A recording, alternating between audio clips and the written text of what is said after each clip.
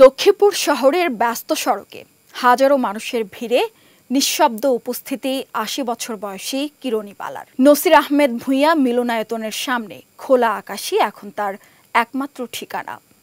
উচ্চশিক্ষিত ও সম্ভ্রান্ত ঘরের এই নারী সেখানে মানবেতর জীবনযাপন করছেন। নেই মাথা গোঁজার ঠাঁই, নেই খাবারের নিশ্চয়তা, নেই পরিবার বা আশ্রয়। কিরণী বালার জীবনের শুরুটা এমন ছিল না। লক্ষ্মীপুর সরকারি কলেজ থেকে এমএ পাশ করেছিলেন তিনি। বাড়ি রামগঞ্জ উপজেলার করপাড়া ইউনিয়নে। বাবা মায়ের একমাত্র সন্তান তিনি। বিয়ে হয়েছিল নোয়াখালীর মাইজদের পল্লী চিকিৎসক হরলালের সঙ্গে। সংসারে নারায়ণ, বাবুল, দুলাল, রাখাল সহ ৫ সন্তান। কিন্তু কিরণী বালা এখন একা, নিঃসঙ্গ। কেউ নেই পাশে।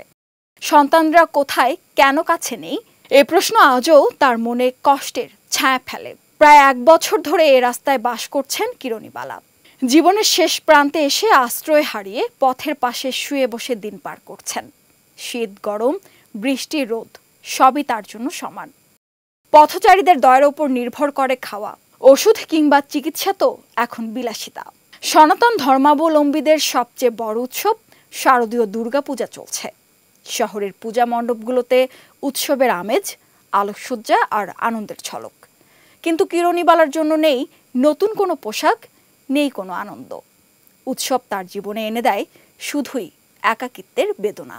আরও সংবাদ পেতে চোখ রাখুন প্রতিদিনের বাংলাদেশের ওয়েবসাইট, ফেসবুক পেজ ও ইউটিউব চ্যানেলে।